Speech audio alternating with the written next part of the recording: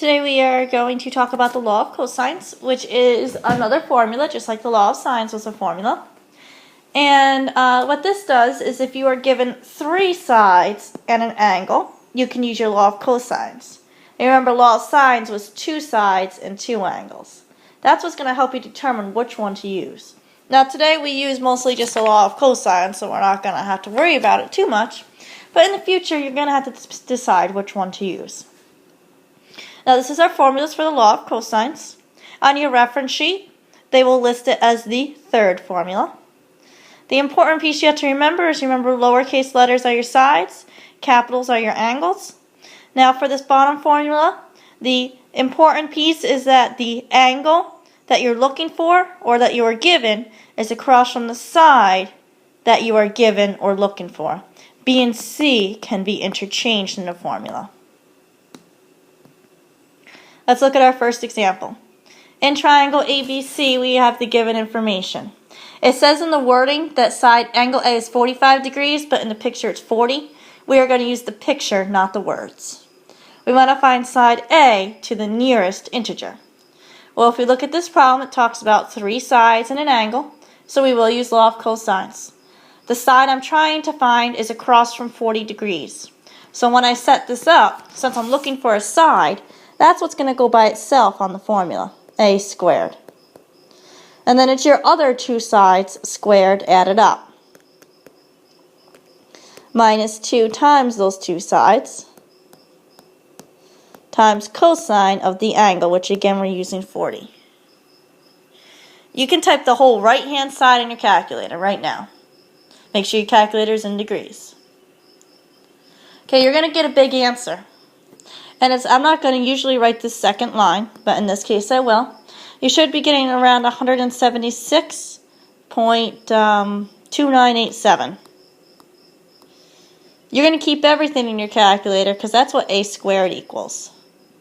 You want a, so you just have to remember that you just need to take the square root of that whole thing.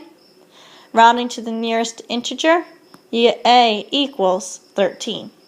And you're done. Next one says find the largest angle to the nearest tenth of a degree of a triangle with those three sides. Well, the largest angle is across from the largest side, so we're looking for angle B. Since we are looking for angle B, the side across from it is the piece that's going to be by itself, so it's going to be 18 squared equals. And then it's my other two sides. Again, those can be interchanged, so 9 squared plus 12 squared minus 2 times 9 times 12 times cosine of the angle, so cosine of B. Since the missing piece is not by itself here, we do have a little more work. You got to type the pieces individually. 18 squared is 324. 9 squared plus 12 squared is 225. 2 times 9 times 12 is 216, cosine B. Now we cannot subtract these because the 216 is combined by the cos B. Instead, we're going to move the 225 to the other side by subtraction. So that's going to give you 99 equals negative 216 cos B. Divide by negative 216. You want B, so you do need to do the inverse cosine button. So you'll end up getting B equals, rounded to the nearest tenth of a degree, it says, 117.3 degrees. Okay, that should take care of the front of your paper. Let's look at example 3. In the parallelogram, it says, you're given the information. Larger angle is 116, find the length of the diagonal. So we're just looking for side B. And the way we do that is our law of sines. Since we're looking for side B, that's what goes by itself. And you put your other two sides. 40 squared plus 22 squared minus 2 times those two sides times cosine of the angle. Type the whole right-hand side in your calculator. Also remember to take the square root.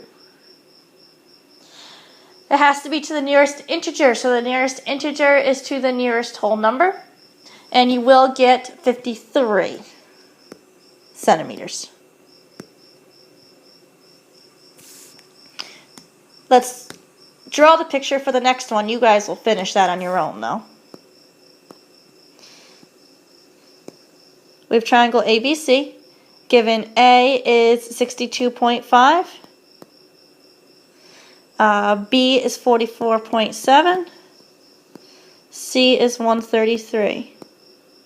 And it wants us to find the missing side. Okay, so just use your law of cosines to find that in a little bit for the do now. The next one says, find to the nearest degree the measure of each angle of the triangle with those three sides.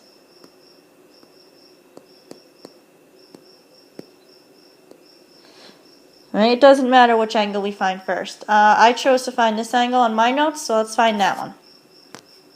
Since I'm looking for the angle on the right, the side across from it is going to go by itself. Then it's my other two sides squared, added up. Minus 2 times those two sides.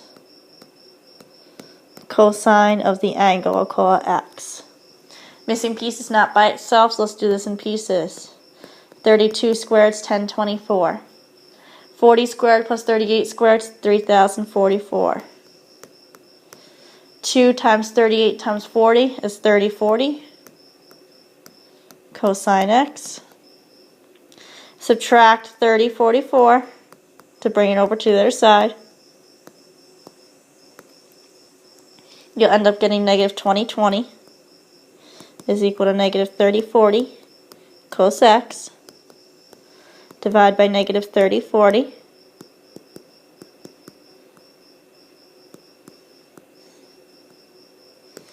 And take your inverse cos.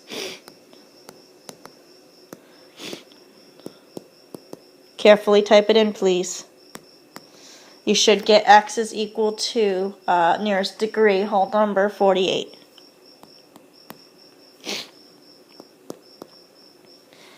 Again, it doesn't matter which one we find next, but we do need to find another angle. I chose to find the angle on the left. You could use your law of cosines all over again. Okay? However, let's use law of sines, because look at the information we're given. We have a side and the angle across from it equal to a side and the angle across from it. So it's going to be 32 over sine 48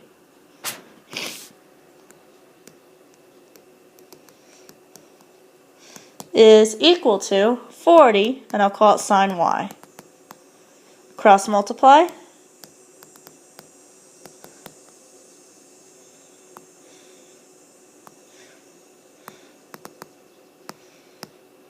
Divide by 32. And then take your inverse sine.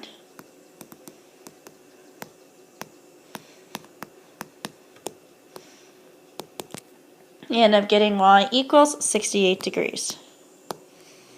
Finally, to find the third angle, we could use law of sines, we could use law of cosines, or we could just know that 3 angles of a triangle add up to 180.